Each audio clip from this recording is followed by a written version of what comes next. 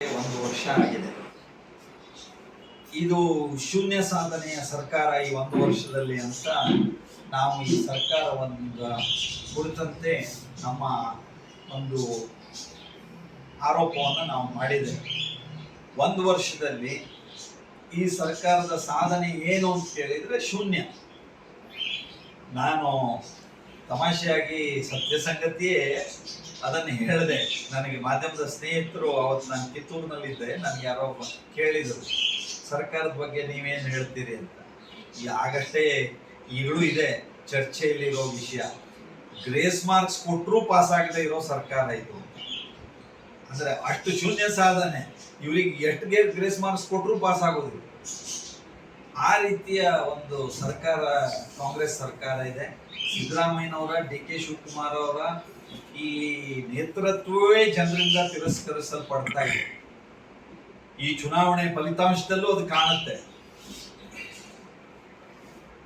ನಮ್ಮ ಭ್ರಮ ನಿರಸನ ಉಂಟು ಮಾಡಿದೆ ನಮ್ಮ ರಾಜ್ಯದ ಜನತೆಗೆ. ಒಂದು ವರ್ಷದ ಕಾಂಗ್ರೆಸ್ ಸರ್ಕಾರದ ಆಡಳಿತ ಭ್ರಮ ನಿರಸನ ಉಂಟು ಮಾಡಿದೆ.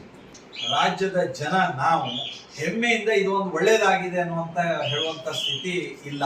ದೇಶದ ಮುಂದೂ ಇಲ್ಲ. ರಾಜ್ಯದಲ್ಲಿ ಇಂಥದ್ದೊಂದು ಒಳ್ಳೇದಾಗಿದೆ ಅಂತ ನಾವು ದೇಶದ ಮುಂದೂ ಹೇಳ್ಬೋದು, ಅಥವಾ ಇಲ್ಲಾದ್ರೂ ಹೆಮ್ಮೆ ಪಟ್ಕೊಳ್ಬಹುದು ಅನ್ನುವಂಥ ಸ್ಥಿತಿ ಇಡೀ ರಾಜ್ಯದಲ್ಲಿ ಇಲ್ಲ. ನಮಗೆ ತಲೆ ತಗ್ಗಿಸುವಂತ ಕೆಲಸ ರಾಜ್ಯದ ಕಾಂಗ್ರೆಸ್ ಸರ್ಕಾರದಿಂದ ನಡೆದಿರೋದು ಒಂದು ವರ್ಷದಲ್ಲಿ. ನಾನು ನಿಮಗೆ ಮೂರೇ ಅಂಶದ ಬಗ್ಗೆ ನಾನು ಹೇಳ್ತೀನಿ. ನಾನು ಹೇಳಿದ್ರೆ ಉದ್ದಕ್ಕೆ ಹೇಳ್ಬೋದು, ಆದ್ರೆ ಅದಕ್ಕಿಂತ ನಾನು ಮೂರೇ ಅಂಶದ ಬಗ್ಗೆ ಹೇಳ್ತೀನಿ. ಒಂದು, ಸಂವಿಧಾನಬದ್ಧವಾದ ಆಯ್ಕೆಯಾದ ಸರ್ಕಾರದ ಮೊದಲ ಜವಾಬ್ದಾರಿ ಏನು ಅಂದರೆ, ಫಸ್ಟ್ ರೆಸ್ಪಾನ್ಸಿಬಿಲಿಟಿ ಅವ್ರದ್ದು ಯಾವುದು ಅಂದರೆ, ಜನರ ಜೀವ ರಕ್ಷಣೆ, ಆಸ್ತಿ ಪಾಸ್ತಿಗಳ ರಕ್ಷಣೆ ಮಾಡುವುದು ಮೊದಲ ಜವಾಬ್ದಾರಿ. ನಮ್ಮ ರಾಜ್ಯದ ಕಾಂಗ್ರೆಸ್ ಸರ್ಕಾರ ಇದರೊಳಗೆ ವಿಫಲತೆ ಇದೆ.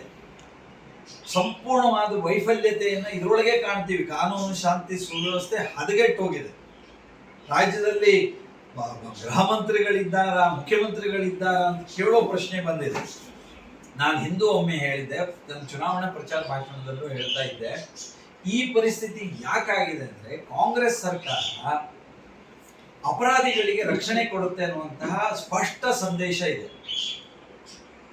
ರಾಷ್ಟ್ರದ್ರೋಹಿಗಳಿಗೆ ಪ್ರೋತ್ಸಾಹಿಸುತ್ತೆ, ಪರೋಕ್ಷವಾಗಿ ಅಪರಾಧೀಕರಣದ ಮನಸ್ಥಿತಿಯವರಿಗೆ ಇದು ರಕ್ಷಣೆ ಕೊಡುತ್ತೆ ಅನ್ನುವಂಥ ಸ್ಪಷ್ಟ ಸಂದೇಶದಿಂದಾಗಿ ರಾಜ್ಯದಲ್ಲಿ ಈ ಸ್ಥಿತಿ ಬರ್ತಾ ಇದೆ. ಇದಕ್ಕೆ ಉದಾಹರಣೆ ಏನು? SDPI PFI ಮೇಲಿನ ಕೇಸ್ ತೆಕ್ಕೊಂಡಿರೋದು ಹಿಂದೆ. ಈಗ ಪೊಲೀಸ್ ಸ್ಟೇಷನ್ ಸುಟ್ಟಿದ್ದು ಹುಬ್ಬಳ್ಳಿಯಲ್ಲೋ, ಶಿವಮೊಗ್ಗದಲ್ಲೋ, ಬೆಂಗಳೂರಿನಲ್ಲೋ ಪೊಲೀಸ್ ಸ್ಟೇಷನ್ ಅವ್ರ ಮೇಲೆ ಸುಟ್ಟವ್ರ ಮೇಲಿನ ಕೇಸ್ ತೆಕ್ಕೊಳ್ಳಿ ಹೇಳೋದು. ವಿಧಾನಸೌಧದಲ್ಲಿ ಪಾಕಿಸ್ತಾನ್ ಜಿಂದಾಬಾದ್ ಅಂತ ಹೇಳಿದ್ರೆ ಅದು ತಕ್ಷಣದ ಉಗ್ರ ಕ್ರಮ ಆಗದೆ ಇರೋದು.